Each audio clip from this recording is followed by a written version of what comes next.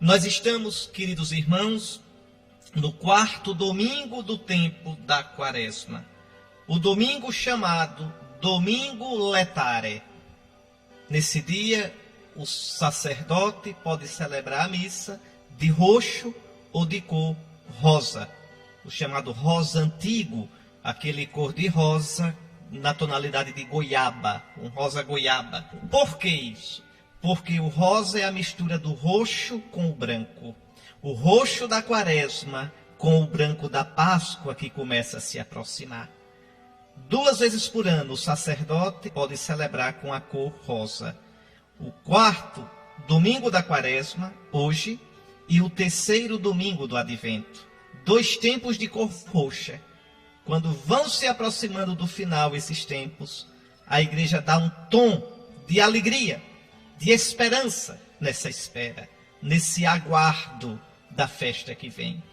Hoje a igreja diz: alegra-te, Jerusalém. Jerusalém é a igreja. Jerusalém é você. Alegra-te. Reuni-vos, vós todos que a amais. Vós que amais a Santa Igreja. Reuni-vos no seio dela, porque ela é mãe. Reuni-vos, porque nela está a força do Senhor. Nela o Senhor nos dá a água do Espírito Santo, como escutamos domingo passado. Esse espírito de paz, espírito de alegria que jorra para a vida eterna. Vós que estáis tristes, exultai de alegria. Como eu posso exultar de alegria se estou triste? Oh, coloque a sua tristeza na alegria do Senhor. Coloque a sua tristeza na fidelidade do Senhor. Saciai-vos com a abundância de suas consolações, das consolações de Jerusalém. A consolação da igreja não é o aplauso do mundo. A consolação da igreja não são as facilidades deste mundo, nem o prestígio, nem a amizade dos grandes. Consolações essas tão frágeis, passam tão fácil. Não. A consolação da igreja é Jesus morto e ressuscitado. Então veja, neste quarto domingo, semana que vem teremos o quinto domingo da Quaresma, o Evangelho da ressurreição de Lázaro, e depois o domingo de Ramos. Está chegando. Assim, meus irmãos, nos preparemos continuando com a penitência, a oração, a caridade fraterna, o combate aos vícios. Nos preparemos já procurando o sacramento da confissão. Quem ainda não fez a sua confissão de Quaresma, para bem celebrar a Santa Páscoa, cuide de fazê-lo. Pois estamos nos aproximando da grande semana, a Semana Santa. E a oração da missa de hoje pede a Deus: concedei ao povo cristão correr ao encontro das festas que se aproximam, cheio de fervor e exultando de fé. As festas que se aproximam, as festas pascais. A Páscoa, a Ascensão do Senhor, o Santo Pentecostes. Está aí, meus irmãos, nós estamos mais ou menos nessa primeira leitura do livro de Samuel, lá pelo ano 1025 a.C. Muito tempo, não é? 1025 a.C. Deus havia já rejeitado Saul. Saul ainda era o rei de Israel, mas Deus não o queria mais. E agora Deus diz ao profeta Samuel: enche o chifre de óleo e vem para que eu te envie à casa de Jessé de Belém. Bom, primeiro essa história de chifre. O que é isso? Se costumava colocar óleo no chifre. Imagine um chifre de um boi, deixava-se o chifre secar, tirava-se aquela carnosidade, aquela cartilagem de dentro do chifre, limpava-se bem, o chifre, a ponta do boi, ficava um recipiente. Na ponta se fazia uma rolha na extremidade e se tampava uma rolha com uma alçazinha para se puxar e pronto. Amarrava-se o chifre com um barbante e se levava na cintura ou a tiracolo, como uma faixa de diácono, uma estola de diácono, uma faixa de missa, a tiracolo. Então, o óleo é o óleo de oliveira, é o azeite. Esse azeite na Sagrada Escritura, simboliza o Espírito de Deus. A força, a energia do Espírito de Deus. O cristão sabe que é o Espírito Santo. O Espírito de Deus é uma força, é uma energia, mas atenção, não é uma força, uma energia impessoal. Não, é uma pessoa divina. É um eu. É a terceira pessoa da Trindade. Os judeus não sabiam disso. Pensavam que o Espírito de Deus era só uma energia impessoal. Nós cristãos sabemos que o Espírito de Deus é uma pessoa. Jesus vai dizer, ele dará testemunho de mim.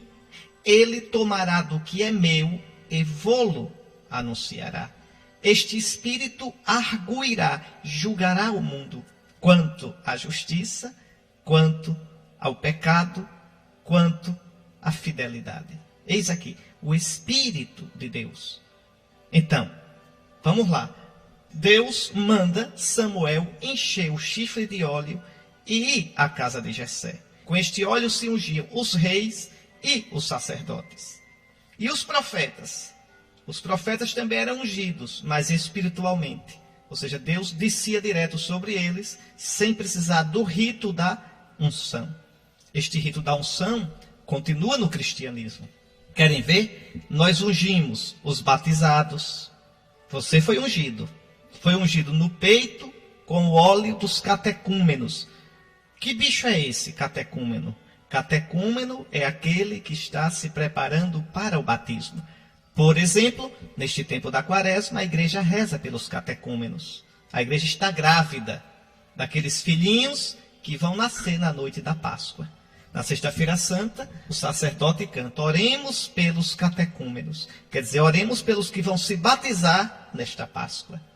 Então, os catecúmenos são ungidos no peito, quando são criancinhas, antes de receber o batismo, propriamente dito.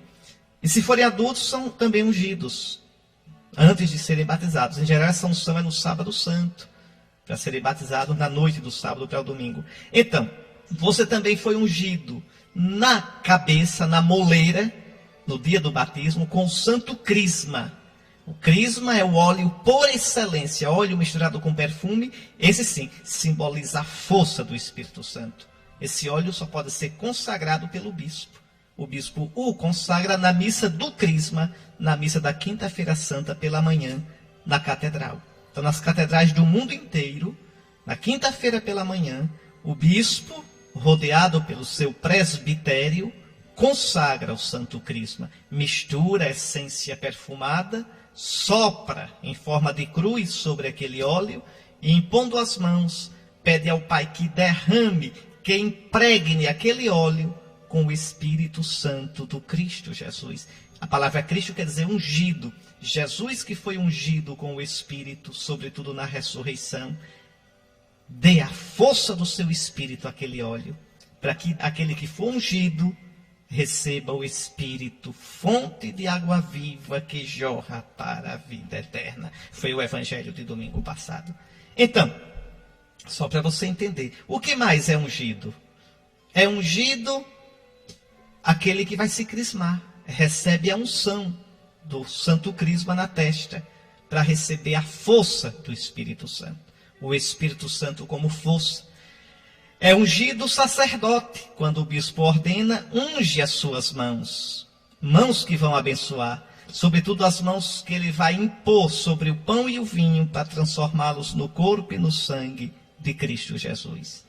Depois é ungida a cabeça do bispo. Na ordenação episcopal, joga-se óleo na nossa cabeça. Joga-se o crisma na nossa cabeça. E a gente recebe a plenitude do sacerdócio de Cristo. Quem tem a plenitude do sacerdócio de Cristo é o bispo. O padre participa dessa plenitude. Como no Antigo Testamento, Deus tomou do Espírito Santo que estava em Moisés e repartiu com 72 anciãos de Israel. O bispo reparte do Espírito que ele tem em plenitude, não perde nada. O Espírito é como o fogo, você reparte o fogo, não perde nada, continua tudo aceso. Então, o bispo reparte com os sacerdotes, e aí lhes dá o Espírito sacerdotal, e com os diáconos, que não têm o sacerdócio. Então, esses são colaboradores do bispo. Colaboradores. O pastor da igreja é o bispo. É o bispo. O bispo na sua igreja, quer dizer, na sua diocese, o bispo é o vigário de Cristo. Santo Inácio de Antioquia, que viveu no comecinho da igreja, é muito bonito, viu? Santo Inácio era bispo de Antioquia. E Santo Inácio aprendeu o evangelho dos próprios apóstolos. Santo Inácio foi sucessor de Pedro como bispo de Antioquia. Porque Pedro foi bispo, morou em Jerusalém, foi bispo de Antioquia e depois foi para Roma. Pois bem, Inácio sucedeu a Pedro. E Inácio dizia, onde está o bispo, aí está a igreja. E dizia mais, o bispo é aquele que preside no lugar de Deus. E diz, quem desonra o bispo, desonra a Deus. E São Cipriano vai dizer, quem constrói um altar contra o altar do bispo. O que é construir um altar contra o altar do bispo? É se colocar em oposição sistemática ao bispo. Quem constrói um altar contra o altar do bispo, se é São Cipriano, no século III, constrói um altar a Satanás. Palavra forte, mas é verdade. Lembre do que diz o santo rei Davi, quando teve a chance de matar Saul. Deus me livre de levantar minha mão contra o ungido do Senhor. Saul era um rei perverso, um rei que depois se tornou injusto. Mas Davi não olha o rei segundo a carne. Davi olha o rei na fé. É o ungido do Senhor. Por que eu estou dizendo isso? Aproveitando essa história da unção, para que a gente pense bem, para que a gente tenha atitudes de fé. Não importa o nome do meu bispo, importa que ele é o bispo, aquele que preside no lugar de Deus, aquele que Deus, de um modo misterioso, que nem a gente entende, escolheu. Veja, eu sou bispo. Se você me perguntar, Dom Henrique, por que Deus escolheu o senhor? Eu não sei. Digo a você sinceramente, eu não sei. Eu também aceitei isso, ser bispo, na fé. Porque o núncio, o embaixador do Papa, chegou para mim e disse, o Santo Padre, depois de escutar o conselho de pessoas que conhecem o Senhor, o Santo Padre o está convocando para ser bispo auxiliar de Aracaju. Não diga não ao Santo Padre, porque seria dizer não a Deus. O senhor aceita? Depois disso, o que você diria? Então, vejam, e aí a gente aceita na fé, sabendo que Deus nos escolheu. Deus nos escolheu, claramente, pela decisão do Santo Padre, do sucessor do apóstolo Pedro, chefe da Igreja de Cristo. E aí a gente é ungido. Então, o primeiro que tem que crer que é o ungido do Senhor é aquele que foi ungido. Eu creio. Eu olho e digo, Senhor, por que a mim? Por quê? Eu não sei. Mas eu creio de todo o meu coração, Senhor, que Tu me escolheste. Pronto. Essa fé que eu tenho na minha unção, você também deve ter. Tanto quanto eu.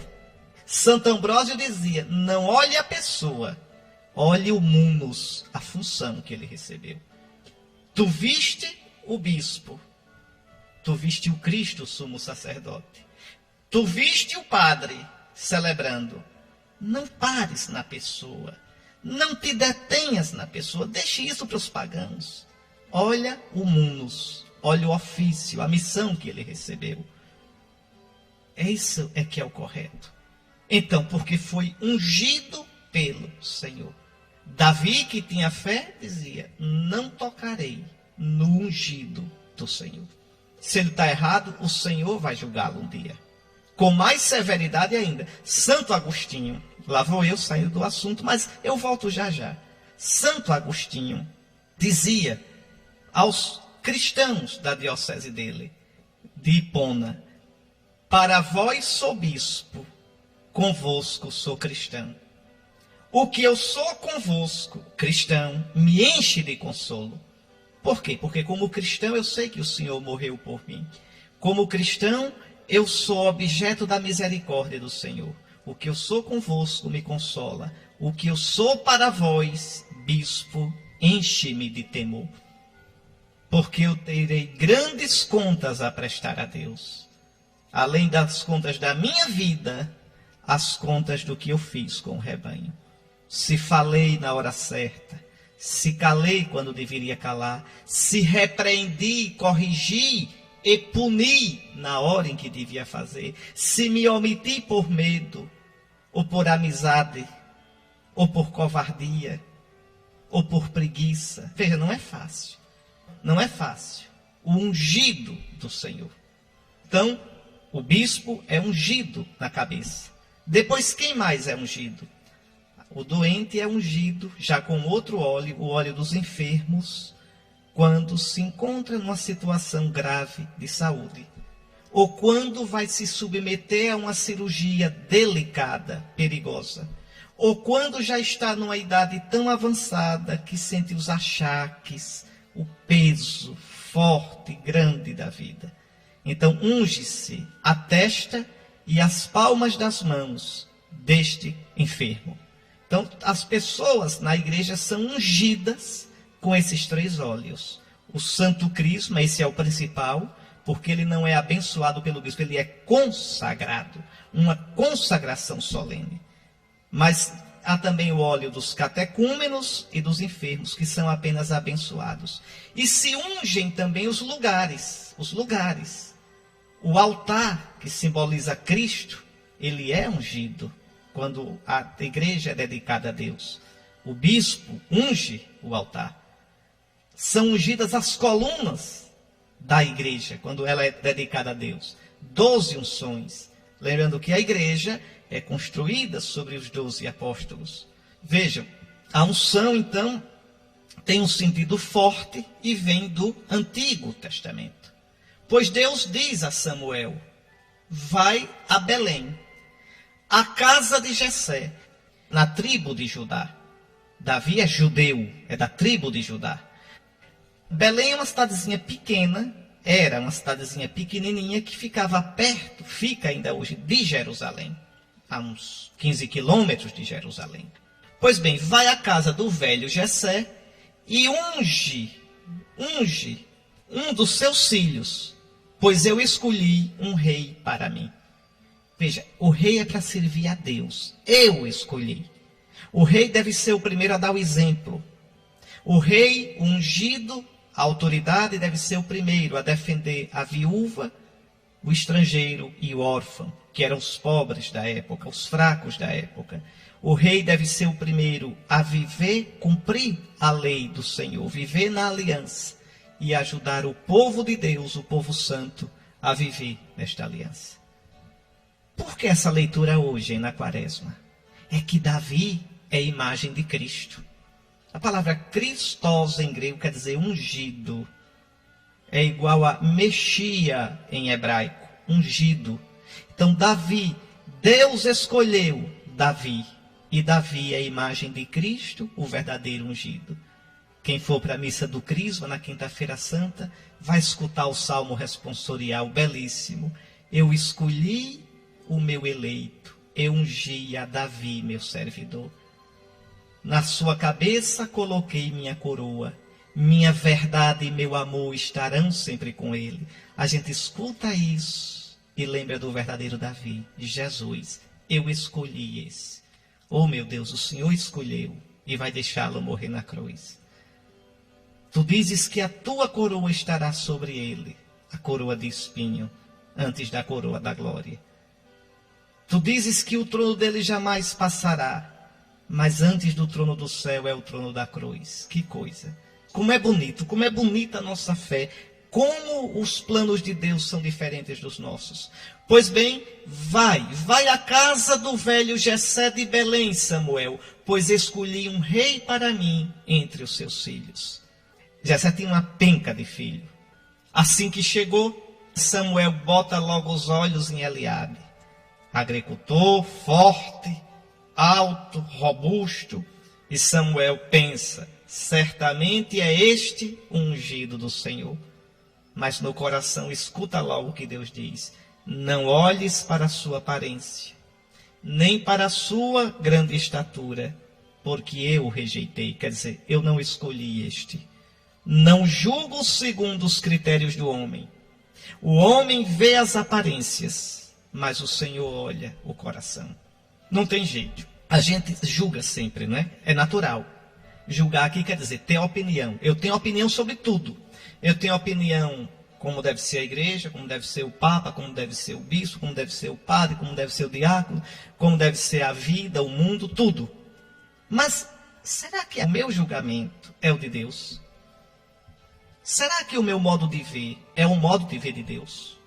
Será que o meu modo de pensar é o modo de pensar de Deus? Claro que não. A vida todinha eu tenho que aprender a converter o meu pensamento no pensamento de Deus. Eu tenho que aprender a pensar, a sentir, a agir como Deus. E eu só consigo fazer isso, viu, meus irmãos? Escutando a santa palavra de Deus e rezando. É na amizade com Ele que eu vou tendo os sentimentos dEle, o jeito dEle. O meu coração vai pulsando no ritmo do coração dEle. Aí eu posso cumprir o que São Paulo diz na carta aos Filipenses, no capítulo 2, versículo 5. Tende em vós os mesmos sentimentos do Cristo Jesus. Os seus sentimentos são os sentimentos de Cristo. Está vendo como é difícil e como é bonito? Então, Deus diz logo a Samuel, e essa palavra vale direitinho para a gente. Não julgo segundo os critérios do homem. O homem vê as aparências, mas o Senhor olha o coração. E aí Jessé traz os outros filhos. E Deus vai dizendo, esse não é. Também não é esse. Também não é esse. Aí danou-se. Depois de apresentar a penca de filho, a leitura aqui está resumida. Se você quiser ver a leitura toda, pega aí o primeiro livro de Samuel e leia o capítulo 16 todo. No fim, Samuel olha para Jessé e diz, o Senhor não escolheu nenhum destes. Estão aqui todos os teus filhos? Jessé respondeu, resta ainda o mais novo. Mas não conta, é ponta de rama. Veja, na Bíblia, na Terra Santa, interessa o primeiro, primogênito. Primogênito herda do pai a bênção, herda do pai o comando da família. Por isso Jesus é o primogênito dentre os mortos. Mesmo que não tenha outros filhos, outros irmãos, mas ele é o primogênito. É quem abriu o útero da mãe. É o primeiro filho do pai, tem toda a dignidade. Então, tem um, mas está lá no campo, e esse é pequenininho. Aí Samuel diz, manda buscá-lo, pois não nos sentaremos à mesa enquanto ele não chegar. E Jessé manda buscar o pirralho. Era Davi. Que coisa bonita. Ruivo, de belos olhos e de formosa aparência. Bonitinho, mas fraquinho. Na Terra Santa não era quem era bonitinho. Tem que entender a mentalidade da Bíblia. Quem tem que ser bonitinho é mulher. O homem tem que ser forte. Era assim a mentalidade. A mulher se destacava pela beleza, pela virtude, a mansidão. A mulher virtuosa na Bíblia é aquela que é trabalhadora, aquela que é bela. O homem não tem que ser belo, tem que ser trabalhador, forte para defender a família, defender a casa. E aí chega Davi, ruivo, de belos olhos e de formosa aparência. Ninguém daria nada por ele. Chega Davi, e o Senhor disse, levanta-te, ungiu, é este. Está aí a lógica de Deus. Escolhe o mais novo, não o mais velho. Era o mais velho que devia ser escolhido. É o mais velho que tem direito. Não, ungiu, é este. Deus escolhe quem ele quer. Deus chama quem ele quer. Samuel tomou o chifre com óleo e ungiu a Davi na presença de seus irmãos. E a partir daquele dia, o Espírito do Senhor se apoderou de Davi. A partir daquele momento, o Espírito de Deus, a energia de Deus, a força de Deus, começa a guiar Davi. Como vai guiar Jesus. Quando Jesus recebe o batismo no Jordão, o Pai derrama sobre ele o Espírito Santo. Este é o meu filho, este é o meu ungido. E o Espírito impulsiona Jesus para o deserto e depois para a Galileia para pregar. Está vendo como é bonito? Muito bem. Nós também fomos ungidos. O nome cristão quer dizer ungido. Cristão vem de Cristo, Cristo é ungido. Nós somos escolhidos. O Senhor, sem nenhum merecimento nosso, nos escolheu. Vós sois um povo santo, um povo sacerdotal, povo de Deus, povo sacerdotal, raça escolhida, igreja santa. Nós não podemos viver como os pagãos vivem. Nós não podemos pensar como os pagãos pensam, porque o Senhor nos ungiu e o Espírito do Senhor Jesus, do ungido, repousa sobre nós. É o que Jesus disse à samaritana domingo passado: ô mulher, quem vem buscar água no poço de Jacó, quem vem buscar água na lei, no Antigo Testamento, ainda vai ter sede. Quem vem buscar água nas coisas do mundo ainda terá sede, nos poços do mundo. Mas quem beber da água que eu der, a água que vai sair de mim, morto e ressuscitado, e esta água é o Espírito Santo, nunca mais terá sede. Nunca mais. Porque experimentará nele uma fonte de água que jorra para a vida eterna. Eis aqui, isso que Jesus vai dar, está aqui anunciado na leitura de hoje, na escolha desse pirralhinho ruivo, de aparência bonita e de belos olhos. Bendito seja Deus pela sua sabedoria. No ano 1025, mais ou menos, Deus vai tecendo os fios da história da nossa salvação. Vamos agora rezar o salmo da missa deste quarto domingo da quaresma, que é um salmo conhecidíssimo, o Salmo 22, o Senhor é meu pastor. Agora você preste atenção, deixa eu lhe perguntar, esse salmo é do pastor ou é da ovelha? Quem é que está falando desse salmo? Não é o pastor, é a ovelha. Sou eu, é você. É a ovelhinha toda faceira. Agora você imagina o deserto da Judéia, deserto brabo, quase sem água, água só em poço, sem capim. Você tem que procurar, o pastor tem que procurar capim para botar para as ovelhas. Não se plantava capim. E a ovelhinha diz: o Senhor é meu pastor, não me falta nada, estou tranquila. É a ovelhinha pensando. Esse salmo é muito bonito porque mostra a atitude que a ovelha deve ter diante do pastor, diante de Deus, o verdadeiro pastor de Israel. Essa é a primeira coisa que eu queria dizer para você. Segunda, por que esse salmo hoje? Por causa de Davi. Porque Davi era pastor. Porque Davi é a imagem de Cristo. Como Davi cuidava das suas ovelhinhas, Cristo cuida do seu rebanho. Aliás, existe um texto lindo que mostra como Davi era um bom pastor. Quando a Sagrada Escritura conta a peleja, a briga de Davi com Golias, você se lembra o que é que Davi diz a Golias? Porque Golias fica danado. Golias vai lutar quando olha Davi, vê Davi franzininho, vê Davi aquele menininho de nada, galeguinho, aquele menino franzino, bonitinho. Aí o gigante, o Golias, se sente humilhado com isso. Mas me mandaram esse franzinozinho para aqui, pois eu vou acabar com você. Você se lembra o que é que Davi diz a Golias? Olhe o primeiro livro de Samuel, o capítulo 17. Davi diz uma coisa linda. O gigante diz: vem cá, e darei tua carne às aves do céu e às alimárias do campo. Mas Davi retrucou ao filisteu. Isso está no versículo 45. 1 de Samuel 17, 45. Tu vens contra mim com espada, lança e escudo. Eu, porém, venho a ti em nome do Senhor dos Exércitos, o Deus dos exércitos de Israel, que desafiaste. Hoje mesmo o Senhor te entregará em minhas mãos. Eu te ferirei, te deceparei a cabeça, e darei o teu cadáver e os cadáveres do exército filisteu às aves do céu e aos animais selvagens. De onde vem essa força todinha de Davi? De onde vem? Por que é que ele tem essa coragem? Porque ele enfrentou muitas vezes o desafio de defender o seu rebanho. Davi mesmo vai dizer antes: o Senhor que me livrou muitas vezes das garras do leão e do urso, me livrará das mãos desse filisteu. Ele diz a Saul. Saul diz: como é que você xoxinho vai lutar contra esse filisteu? Davi era um pastor zeloso. Olha. Davi muitas vezes enfrentou leão.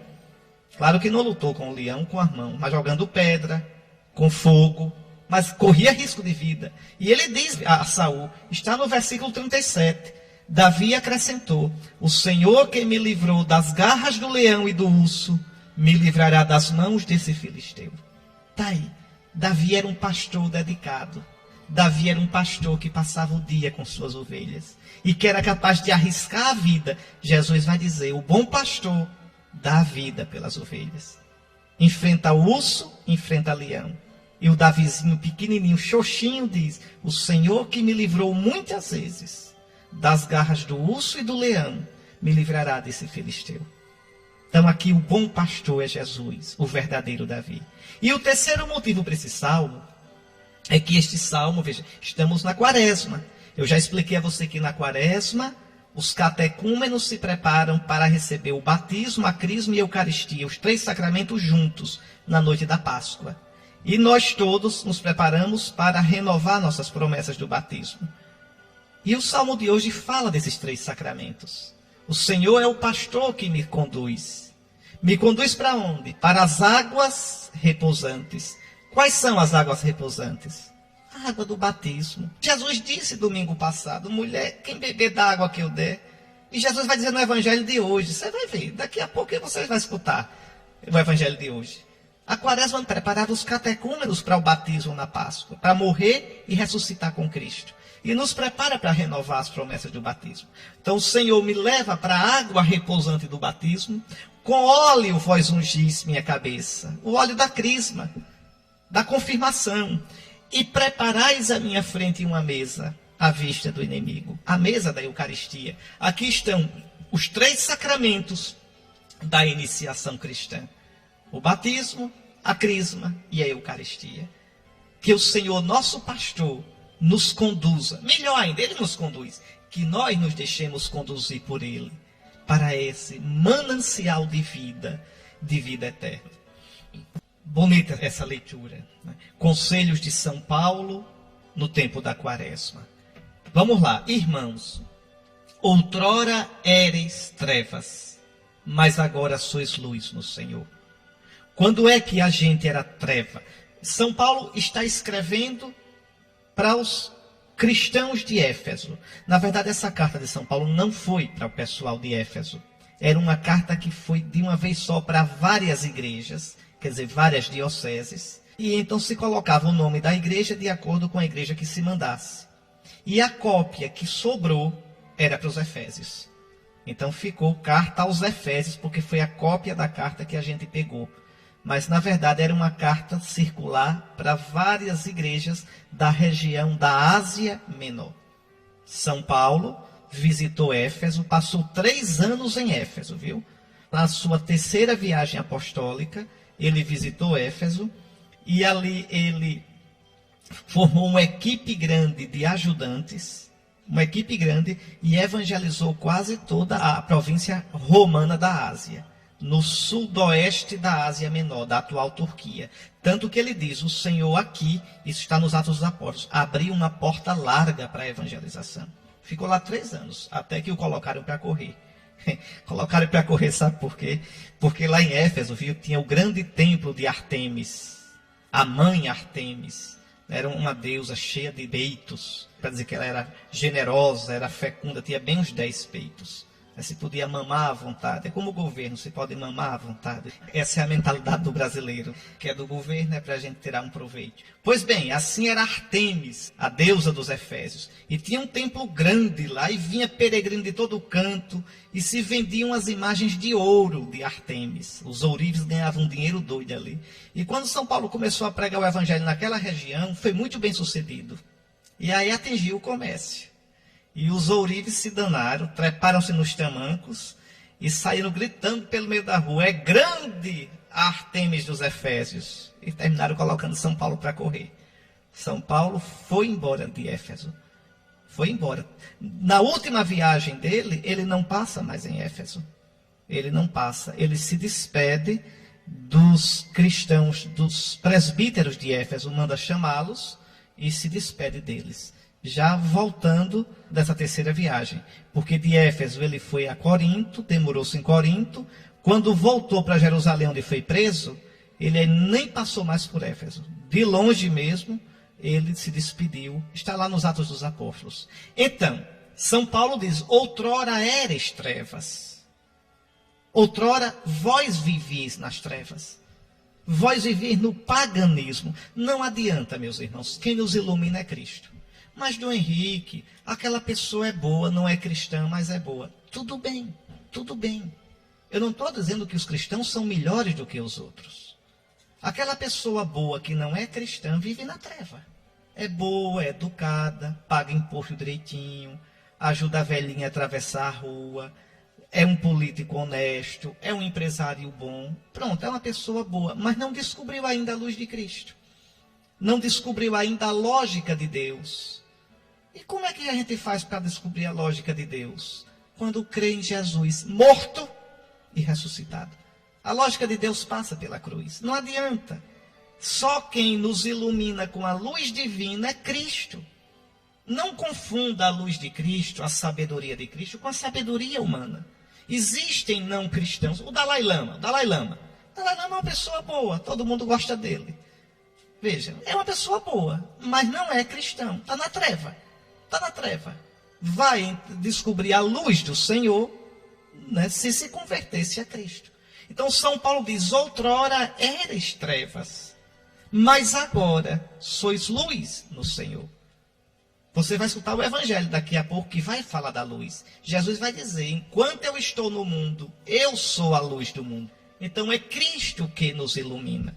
Muita gente hoje diz assim, não, basta ser bom, fazer caridade, ser justo. Aí você já é bom, já agrada a Deus. Não, meus irmãos, não é só isso. É preciso se converter a Cristo. É preciso crer em Cristo, amar a Cristo e receber a salvação que vem unicamente da cruz e da ressurreição de nosso Senhor Jesus Cristo.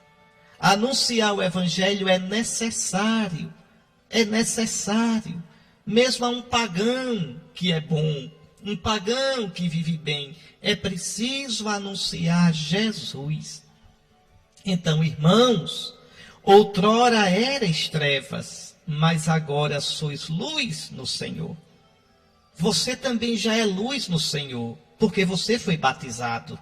Você já bebeu no poço, não de Jacó, mas o poço do verdadeiro Jacó, o poço do verdadeiro Davi, o poço de Cristo. Senhor, onde encontrarás água viva para dar de beber? A samaritana perguntou domingo passado. Esta água é o Espírito Santo. O poço de onde brota a água é o coração de Jesus morto e ressuscitado, traspassado por nós, fonte de água viva. Então você já deve viver como luz no Senhor. Agora sois luz no Senhor. A gente é luz não com a luz da gente. A gente é luz na luz do Senhor.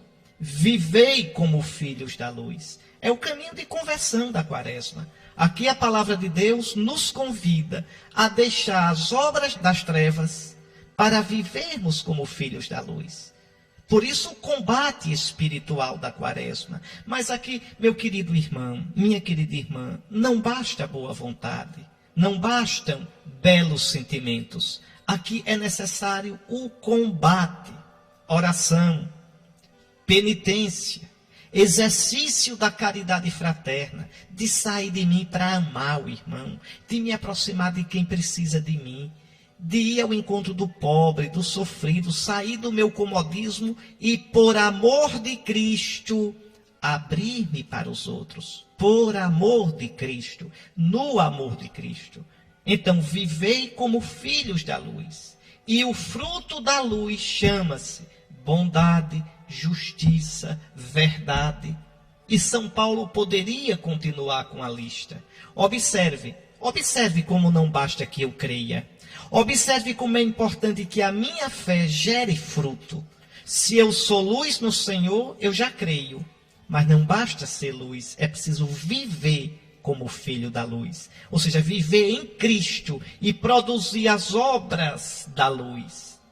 O fruto da luz. É o que São Tiago vai dizer. A fé sem obras, essa fé é morta, essa fé ninguém vê. Essa fé é como o pé de cobra, ninguém vê. Ah, eu creio tanto. Onde é que está essa fé que eu não vejo? Então, São Paulo aqui nos convida a entrar num processo de conversão. Mesmo eu já sendo cristão, eu preciso todos os dias viver me convertendo. Sair das minhas trevas para a luz de Cristo. Jesus, Tu és minha luz. Jesus, Tu és minha luz interior. Não deixes que a minha escuridão, que a minha treva fale mais alto. Dentro de mim, Jesus, aparece tanta treva. Dentro de mim há uns sentimentos, uns pensamentos, uns impulsos tenebrosos. Jesus, Tu és a minha luz. Que a Tua luz me fale mais alto do que as minhas trevas. Não deixes que minhas trevas, Jesus, como uma mancha de óleo no mar, se espalhem e poluam e tomem conta do meu coração, do meu pensamento. Não, não, não. Jesus, Tu és minha luz. Não deixes que minha escuridão me fale. Jesus, Tu és minha luz. Ensina-me a viver no Teu amor. Porque outrora, por mim mesmo eu sou treva. Em Ti eu sou luz. E aí São Paulo diz, bem claro, discernir o que agrada ao Senhor. Discernir. O cristão, ao receber o Espírito Santo, recebeu um espírito de discernimento. Discernir. Ah, mas eu acho que isso não é pecado. Não, não é questão de achar. A gente tem que discernir à luz da palavra de Deus e da doutrina da igreja. Do que a igreja ensina. Aí eu faço o discernimento. O discernimento não é de acordo com a minha cabeça. Sou eu quem faz o discernimento. Mas faço tendo como critério a palavra de Deus e o que ensina a igreja. Então, discernir. Não vos associeis às obras das trevas, que não levam a nada. Aqui tem que entender, nada na Bíblia, nada são os ídolos. Os ídolos são nada. Então, as obras das trevas levam a nada. Levam a uma vida vazia. As obras das trevas são idolatria. As obras das trevas levam ao coração vazio, levam a uma vida sem sentido, ao desespero. Então, não vos associeis às obras das trevas, que levam a nada. Antes, desmascarai-as. O cristão é profeta, o cristão desmascara as obras das trevas. Não precisa nem falar. O simples fato da luz chegar perto afasta as trevas. O simples fato de o cristão viver na retidão mostra, por contraposição, a treva em que muitos vivem. É assim que o cristão desmascara as obras das trevas. Existe uma passagem na Sagrada Escritura que também mostra isso. É a carta de São Paulo aos Romanos. Pegue aí, se você quiser, pegue sua Bíblia. Se não, basta anotar. Romanos, capítulo 12, versículos 1 até o 2. Exorto-vos, portanto, irmãos, pela misericórdia de Deus, a que ofereçais vossos corpos, quer dizer, a vossa vida, como hóstia viva. Hóstia quer dizer vítima. Quer dizer, ofereça-se com Jesus ao Pai. Faça da sua vida um sim ao Pai, como Jesus e em Jesus. Ofereçais vossos corpos como hóstia viva, santa e agradável a Deus. Este é o vosso culto espiritual. Este é o vosso culto no Espírito Santo. Aí a missa que você celebra, o culto na Eucaristia, o culto litúrgico é cheio de sentido. Como é que eu participo bem da missa? Não é se fizer comentário, ou se estiver cantando, ou se estiver falando o tempo todo, dando aviso. Boa noite, bom dia, não. Eu participo bem da missa se eu faço da minha vida uma missa. Eu participo bem da missa se eu levo minha semana vivida como sacrifício no Espírito Santo, sacrifício espiritual, para colocar no altar da missa. Do altar do meu coração para o altar da igreja, o altar da missa. Então, este é o vosso culto espiritual. Aí São Paulo diz, não vos conformeis com o mundo. O que é conformar-se com o mundo? Tomar a forma, conformar, entrar na forma do mundo. Mas o mundo é treva. Outrora erais trevas, agora sois luz no Senhor. Então não vos conformeis com o mundo, mas renovai a vossa mente. Então, discernimento. Renovai segundo Cristo, a fim de que possais discernir qual é a vontade de Deus, o que é bom, agradável e perfeito. Desconfie da sua vontade, desconfie. Não é? Vamos aprender a discernir à luz de Cristo. Vamos aprender a deixar nosso modo de ver para buscar o modo de ver de Cristo. E aí São Paulo, ainda falando da treva, diz: o que essa gente faz em segredo, tem vergonha até de dizê-lo. É verdade. Todos nós, a começar por mim, todos nós, temos tanta coisa na nossa consciência que a gente tem vergonha até de recordar, de lembrar. Então, porque são obras das trevas, são tendências que vêm das trevas. E é preciso iluminar com a luz de Cristo. E aqueles que vivem nas trevas não assumem que estão nas trevas. Pensam, coitados, que estão na luz. Aí São Paulo diz: tudo o que é condenável torna-se manifesto pela luz.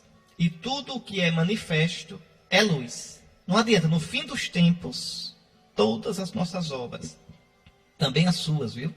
As minhas, tudo será colocado às claras. Tudo, tudo. É por isso que se diz: desperta tu que dormes. Dormes onde? No pecado. Dormes no pecado. Dormes nas trevas. Levanta-te tu que dormes. Levanta-te dentre os mortos. Ressuscita. Sobre ti Cristo resplandecerá. O Cristo cuja glória brilhou domingo atrasado no Monte Tabor. Se você entrar no combate com Cristo, como no primeiro domingo da Quaresma, Cristo enfrenta o diabo, e eu dizia, ele entrou para combater Satanás 40 dias no deserto, para que você entre com ele e combata também. Aí você vai brilhar na luz de Cristo, como ele brilhou no domingo atrasado no Monte Tabor. Para isso você bebeu da água da vida no batismo, que é o Espírito Santo. Por isso, você no evangelho de hoje vai ser curado da sua cegueira para ver a luz. E a luz é Jesus. E agora vamos escutar mais um daqueles evangelhos compridos da Quaresma, mas são tão gostosos de ouvir. O que evangelhos bonitos. São João escreve de um modo impressionante. Então vamos lá, olha. Primeiro domingo, as tentações. Não é isso? Entrar com Jesus no deserto quaresmal, para com ele ser tentado e com ele vencer. No segundo domingo, a transfiguração do Senhor. Jesus nos mostra onde a Quaresma vai dar, onde nossa luta nos leva a sermos transfigurados com Cristo. Quem presencia, quem se une a Cristo na sua paixão e na sua ressurreição, pode testemunhar a glória de Cristo. Por isso Jesus dizia no evangelho de domingo atrasado: não conteis a ninguém essa transfiguração, até que o Filho do Homem ressuscite dos mortos. Não pode proclamar a glória de Cristo quem não passou pela cruz de Cristo. Depois, no domingo passado, terceiro domingo, a samaritana, a mulher pagã que tinha 5 maridos, os 5 deuses dos samaritanos.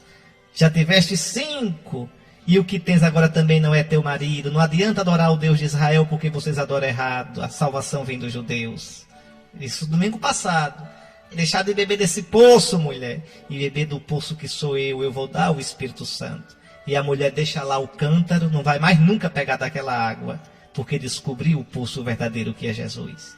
Então, isso domingo passado, também você, pelo batismo, teve acesso a esse poço que é Jesus. Beba dele e você não terá sede. Tudo isso uma catequese a igreja vai fazendo, preparando para o batismo os catecúmenos e preparando a gente para renovar a nossa vida batismal.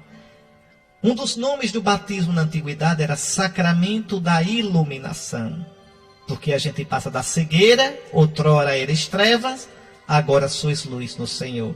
Por isso esse evangelho de hoje, belíssimo. Olha, meus irmãos, são evangelhos de tirar o fôlego, de uma beleza impressionante. São longos, não são? Mas isso aqui não tem jeito, é para comentar versículo por versículo, olhando o nosso Jesus. Naquele tempo, ao passar, Jesus viu um homem cego de nascença. Aqui Jesus está em Jerusalém para uma das festas dos judeus e vê esse homem. Escuta só, esse homem nunca viu a luz, é cego de nascença. Esse homem representa os pagãos. São Paulo disse, outrora erais trevas, vivíeis nas trevas, nunca vistes a luz. Esse homem representa os pagãos e representa também os judeus que não creem em Jesus. Então é cego, não vê a luz, nunca viu, nem tem ideia da luz. Os discípulos perguntaram a Jesus, mestre, quem pecou para que nascesse cego? Ele ou seus pais? Aqui a nossa mania de querer explicar do nosso modo as coisas da vida, não do modo de Deus. É a nossa justiçazinha capenga. Se esse homem está sofrendo, está pagando o que fez. Pronto. O que foi que essa pessoa fez para merecer isso? Não é assim que a gente pensa? Então, mestre, quem pecou? Ele ou seus pais? Ele está pagando a culpa dos pais? Olha, o profeta Jeremias e o profeta Ezequiel já tinham dito que isso não vale. É danado, o povo é danado, ainda hoje é assim. No século VI a.C., o profeta Ezequiel disse em nome de Deus, acabem com esse ditado que vocês dizem, Israel. Os pais comeram uvas verdes e os filhos nasceram com os dentes estragados. Não era um ditado, quer dizer, os filhos pagam pelos pais. Isso está no capítulo 14 do profeta Ezequiel. Está lá, 14, versículos 12 em seguinte. A palavra do Senhor me foi dirigida nesses termos. Filho do homem, se uma terra pecar contra mim, agindo com infidelidade, e eu estender a minha mão contra ela para destruir a sua ração de pão, trazendo sobre ela fome, exterminando dela homens e animais, ainda que estejam ali estes 3 homens, a saber, Noé, Daniel e Jó, eles em virtude de sua justiça salvarão as suas almas. Então, atenção, eu castigo a todos, mas salvo esses. Cada um vai pagar pela sua culpa. Os filhos não pagam pela culpa dos pais. Isso vai aparecer no profeta Jeremias, isso vai aparecer no profeta Ezequiel. Você pode olhar Jeremias 31, 29, pode olhar o capítulo 18 de Ezequiel. Então, muitas vezes, Deus vai corrigir o povo com isso. E ainda depois que Deus ensina isso pela boca dos profetas, o povo, 500 anos depois, ainda tem essa ideia na cabeça. Uns pagam pelos outros. Mestre, quem pecou? Ele ou seus pais? Aí você pode dizer, está vendo, Dom Henrique, a reencarnação? Se ele é cego de nascença, como é que ele pode ter pecado? Foi em outra encarnação? Não, não. Se você estudar os rabinos de Israel, os rabinos diziam que no ventre da mãe a criança também podia pecar. Então, mestre, quem pecou? Ele na barriga da mãe ainda? Veja, não em outra encarnação, que não existe. Na Bíblia não se pensa nunca em outra encarnação. Então, quem pecou? Ele no ventre da mãe ou seus pais? E ele está pagando porque nasceu cego? É a pergunta que fazem. E olha o que Jesus responde. Nem ele, nem seus pais pecaram. Nem ele, nem seus pais. Mas isso serve para que as obras de Deus se manifestem nele. Ou seja, entenda, os percalços da vida, os sofrimentos da vida, as dificuldades da vida, a gente não vai entender porque elas acontecem. Mas saiba, se a gente enfrentar essas dificuldades, estes percalços, confiando em Deus, tudo isso termina sendo para a glória de Deus. Porque a gente triunfa. Porque a gente sai desses percalços, dessas dificuldades, mais fortes, mais maduros, mais tementes a Deus. Nos tornamos um testemunho vivo do amor a Deus. Então, ao invés de ficar perguntando o porquê, e o querendo explicação com teorias capengas, da nossa cabecinha curta, da nossa inteligência pequena, que a gente entenda que por trás dos mistérios da vida, Deus está presente e nos convida a tirar do mal o bem, da derrota a vitória, da treva a luz. Então Jesus diz, nem ele pecou, nem seus pais. Isso serve para que as obras de Deus se manifestem nele. Oh, meu Jesus, que nas dificuldades da minha vida, as tuas obras se manifestem em mim. Que nas dificuldades, no pranto, na derrota e na morte, ao invés de sair o desespero, a praga, a raiva, a blasfêmia, a reclamação, a impaciência, o azedume, que saia a confiança em ti. O teu louvor saia dos meus lábios, para que em mim se manifeste a tua glória, a tua obra. É isso, meus irmãos. E aí Jesus diz: é necessário que nós realizemos as obras daquele que me enviou, enquanto é dia. Vem a noite em que ninguém pode trabalhar. Enquanto estou no mundo, eu sou a luz do mundo. Que coisa linda. Jesus diz: enquanto eu estiver aqui, eu tenho que fazer a obra do Pai e mostrar a luz que vem do Pai. Eu sou a luz do mundo. Quem me segue não anda nas trevas. Então, quem de verdade deixa que Deus haja na sua vida, essa pessoa também se torna luz no Senhor. Outrora eras treva, mas agora sois luz no Senhor. Essa palavra que Jesus diz dele: enquanto estou no mundo, eu sou a luz do mundo, serve para todos nós. Por isso está no plural também. É necessário que nós, que eu e você, em nome de Jesus, realizemos as obras de Deus.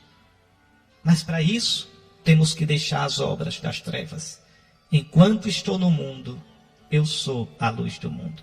Jesus, tu és a minha luz interior. Jesus, não deixes que a minha escuridão me fale.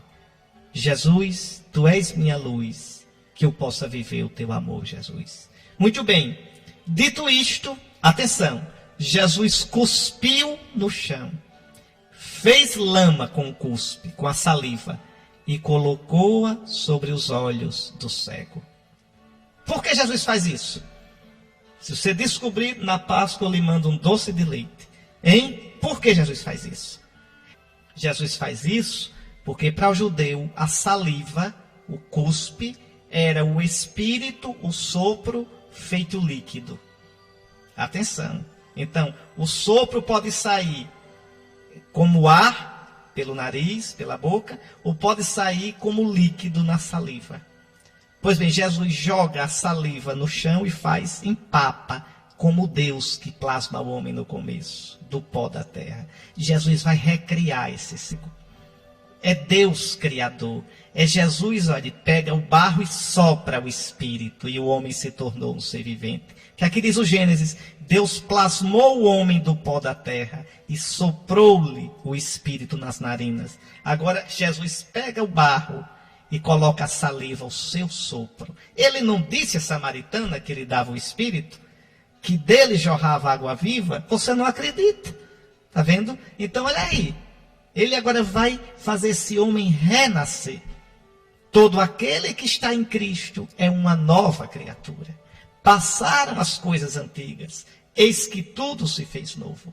Outrora erais trevas, vivíeis nas trevas, agora sois luz no Senhor. Jesus vai recriar esse homem. Ele recriou a mim, ele recriou você no dia do batismo. Ele fez de você pessoa carnal em pessoa espiritual, pessoa cheia do Espírito Santo. Jesus cuspiu no chão, fez lama com a saliva e colocou-a sobre os olhos do cego. E disse-lhe: vai lavar-te na piscina de Siloé. E João, que não é bobo, coloca: que quer dizer enviado. Quem é o enviado? É Jesus. Quem é o enviado do Pai? O Messias do Pai? Jesus. Qual é a piscina de Jesus? A pia batismal. Tu és cego, tu és treva, eu te recriarei. Vai lavar-te na minha piscina. Quem crê e for batizado será salvo. Quem crê e for batizado será salvo. Pois bem, o cego foi, lavou-se e voltou enxergando. Isso aconteceu com a gente, meus irmãos. Isso acontece com você se você viver o seu batismo. Se você viver o seu batismo, você enxerga, porque vê tudo como Deus vê. Vê tudo como Jesus vê. Os vizinhos que costumavam ver o cego, pois ele era mendigo, coitado, é isso mesmo, mendigava como aquela samaritana, mendigava água. Veja, a gente mendiga, Quem não tem Cristo mendiga felicidade, migalha de felicidade em tanta besteira. Bajulando, mentindo, às vezes pisando nos outros, buscando na droga, no sexo, buscando em tanta besteira, na bebida, uma paz que só Jesus pode dar. Cego e mendigo. Pois bem, os vizinhos se espantavam. Não é aquele que ficava pedindo esmola.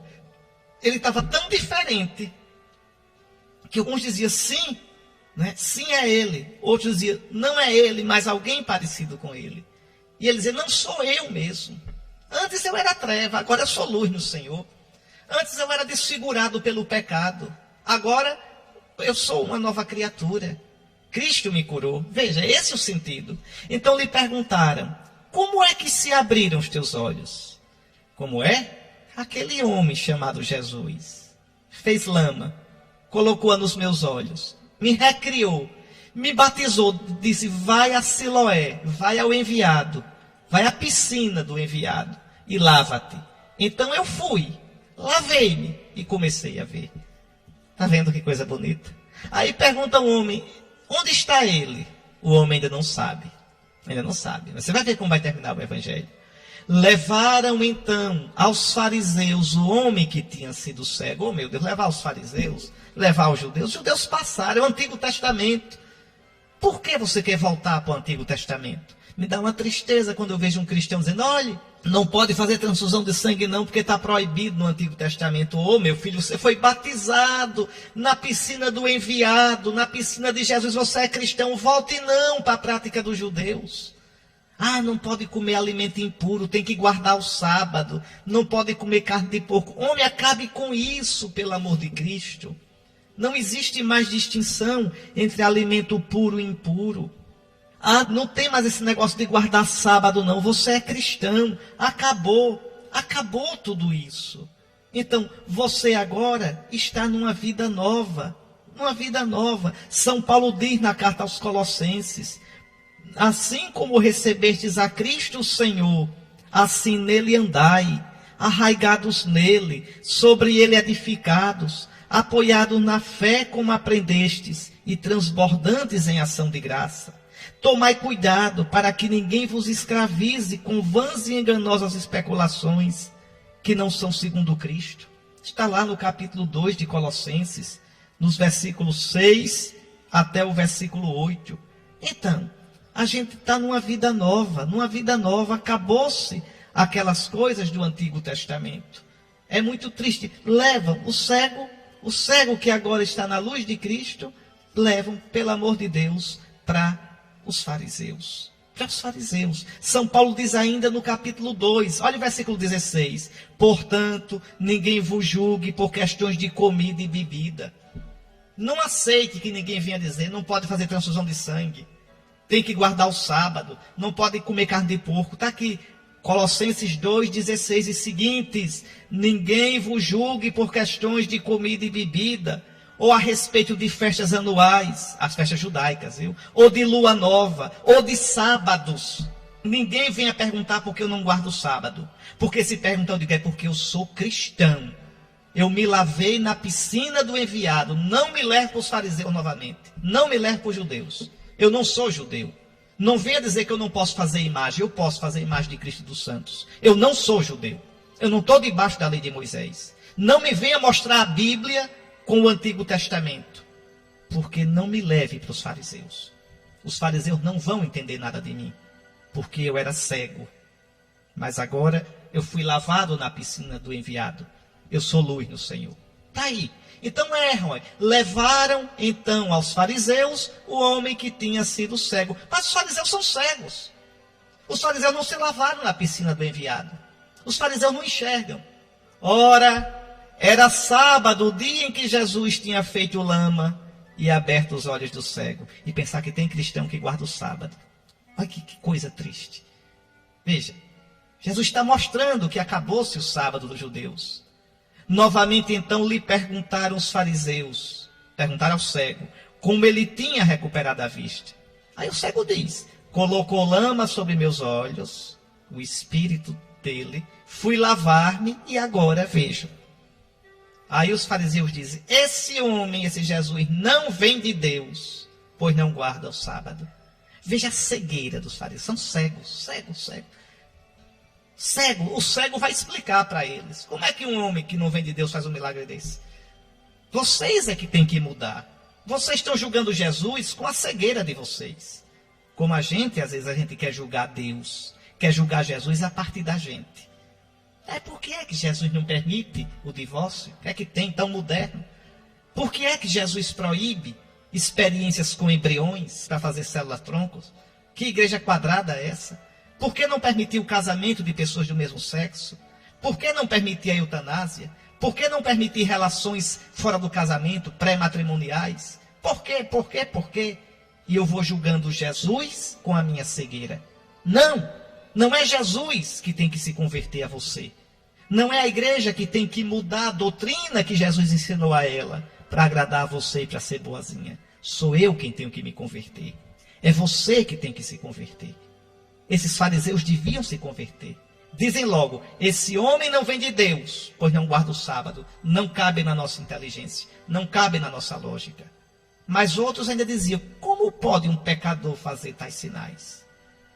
E aí os fariseus perguntam ao cego, tu, o que dizes daquele que te abriu os olhos? O cego agora está mais sabido do que os fariseus. Diz, é um profeta. Jesus é mais do que um profeta. Repare, o cego, primeiro não sabia nem onde estava Jesus. Quem foi o homem? Não sei. Leva até Jesus. Agora veja, ele já diz, é um profeta. Vai cada vez mais. Então os judeus não acreditaram que ele tinha sido cego. Pronto. É mais fácil fazer assim do que crer em Jesus. Os fariseus fazem tudo para não crer em Jesus. Pronto. Pecam contra o Espírito Santo. Porque estão vendo, mas não aceitam. Chamaram os pais. E os pais tiram o couro por fora. Pergunta a ele que ele já é de maior. Porque o que é que João diz? Os judeus já tinham combinado expulsar da sinagoga quem declarasse que Jesus era o Messias. Essa frasezinha aqui de João é porque quando o evangelho foi escrito, já estava realmente decidido. Depois do ano 70, Jesus morreu no ano 30. Depois do ano 70, os judeus decidiram que todo aquele judeu que cresce em Jesus era expulso da sinagoga. Por isso João coloca isso aqui. Está certo? Bom, então por isso os pais deles, olha, ele é maior de idade, pergunte a ele. Então os judeus chamaram de novo o homem que tinha sido cego, olha que lenga-lenga, e disseram, dá glória a Deus, quer dizer, fale a verdade, não minta não. Nós sabemos que esse Jesus é um pecador. Que pecado Jesus cometeu?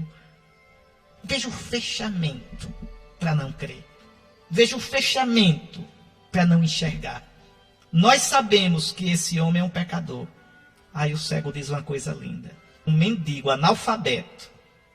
Mas repare o que ele diz. Se ele é um pecador, eu não sei. Só sei de uma coisa. É a coisa mais bonita do mundo. Só sei de uma coisa na vida. Eu era cego. E agora eu vejo. Eu não via nada. E agora eu vejo tudo. Eu era treva. Mas agora eu sou luz no Senhor. Pode me dizer que Deus não existe. Pode me dizer que Jesus não é Deus. Pode me dizer o que quiser. Eu sei da minha vida. Eu era cego. Eu estava na treva. Eu estava sem esperança. Eu mendigava felicidade e não encontrava. Eu era como aquela samaritana que tinha que pegar um cântaro e buscar um pouquinho de beber cada dia e não encontrava paz. Mas eu agora vejo. A minha vida mudou. Perguntaram então ao cego. O que foi que ele te fez? Já é a 10ª vez que pergunta. Aí o cego esnoba. Diz, eu já vos disse, mas não escutastes. Não adianta. Milagre para quem não quer crer. Milagre para quem tem o coração duro não serve para nada. Nada. Tá certo? Aí o cego esnoba. Diz, vocês estão tão interessados assim. Por acaso vocês querem se tornar discípulos dele? Repare que coisa ridícula. Um cego analfabeto, inculto, esmolé, dando um banho nos fariseus, doutores da lei. Aí os fariseus se danam. Você sim é que é um tolo. Você sim é que é discípulo dele. Nós somos discípulos de Moisés. Pois bem, o que é que diz a Escritura? A lei foi dada por Moisés, mas a graça e a verdade nos veem por Jesus Cristo. Não é mais por Moisés. Não adianta ficar no poço de Jacó. Tem que ir para o poço de Jesus. Não adianta ficar tomando a água da lei do poço de Jacó. Tem que tomar a água que Jesus dá, o Espírito Santo. Esse cego agora foi curado no batismo. Esse cego pode ver. Então os fariseus cegos dizem, você sim é discípulo dele. A gente é discípulo de Moisés. Nós sabemos que Deus falou a Moisés, mas a esse aí o cego dá uma aula para os fariseus. É uma mangação. O cego diz, espantoso. Vós não sabeis de onde ele é? No entanto, ele me abriu os olhos. Nós sabemos que Deus não escuta os pecadores, mas escuta quem é piedoso e faz a sua vontade. Jamais se ouviu dizer que alguém tenha aberto os olhos a um cego de nascença. Se esse homem não viesse de Deus, não poderia fazer nada. Repare o cego como agora enxerga. Repare o cego como agora é luz no Senhor. Repare o cego como agora tem uma sabedoria. Aí os fariseus se danam. Tu nasceste todo em pecado. Tu és gentinha, ralé, e estás nos ensinando. E expulsaram-no da sinagoga. Pronto, você não tem mais lugar, você não é mais judeu. Agora você é cristão, vai estar aqui. Está aí. Jesus soube que o tinham expulsado. Encontrando, perguntou-lhe. Aqui vem o ponto mais alto do Evangelho.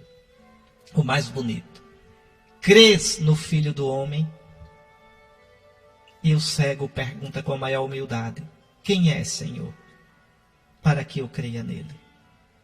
E Jesus responde, tu o estás vendo. É aquele que está falando contigo. Quer dizer, eu te curei para isso. Eu te curei só para isso. Para que tu me visses. No Antigo Testamento, meus irmãos, o verbo mais importante é ouvir. Ouve, ó Israel, o Senhor nosso Deus, o Senhor é um só. No Deuteronômio se diz, tu não viste no Monte Sinai nenhuma imagem. Ouve, o teu Deus te falava na escuridão da nuvem, no meio do fogo. Tu não farás imagem de nada, nem no alto no céu, nem embaixo da terra, porque tu não viste nada. Ouve, ó Israel. Por isso era proibido fazer imagem no Antigo Testamento. No Novo Testamento, a palavra que se ouvia se fez carne para a gente ver. O verbo se fez carne e nós vimos a sua glória. Muda o verbo. Continua o verbo ouvir, mas o mais importante é ver. Porque a palavra que não se via, se fez carne que se vê. São João vai dizer na sua primeira carta, o que nós vimos, o que nós ouvimos, primeiro ver. O que nós tocamos da palavra da vida, porque a vida se manifestou, nós vos anunciamos. Veja, e São Paulo vai dizer, em Colossenses 1,15, Jesus é a imagem do Deus invisível. Então agora a gente pode fazer imagem sim, porque o Deus que não se vê, eu posso ver em Jesus. Eu posso ver em Jesus. Jesus é a imagem viva de Deus. E os santos são a imagem viva de Jesus. Porque São Paulo diz, como outrora trouxestes a imagem do homem terreno, agora trazeis a imagem do homem celeste. O que vem da terra é terreno, é terrestre. O que vem do céu é celeste. Cada santo, cada cristão é imagem viva de Jesus. Jesus que é a imagem do Pai. Está aí. Repare como é bonito. Então Jesus cura o cego para que o cego possa vê-lo. Tu o estás vendo. Para isso eu te criei. Tu o estás vendo. Sou eu que falo contigo. E aí o cego diz, Senhor, eu creio. Eu creio, Senhor. E prostrou-se diante de Jesus. Está aí. É cristão. Quer dizer, crê em Jesus. Crê em Jesus. Que coisa mais linda do mundo. Só um pouquinho, viu? Aquela história da imagem que eu falei. Olha aqui, olha. Como foi o homem celeste, tais serão os celestes. E assim como trouxemos a imagem do homem terrestre, assim também traremos a imagem do homem celeste. 1 Coríntios capítulo 15. Você pode começar a ler no versículo 44 até o versículo 49. 1 Coríntios 15, 44 a 49. Então, está aí, Senhor, eu creio. E aí Jesus diz, eu vim ao mundo para exercer um julgamento, a fim de que os que não veem, vejam, e os que veem se tornem cegos. O que quer dizer isso? Eu vim para trazer minha luz. Aquele que crê em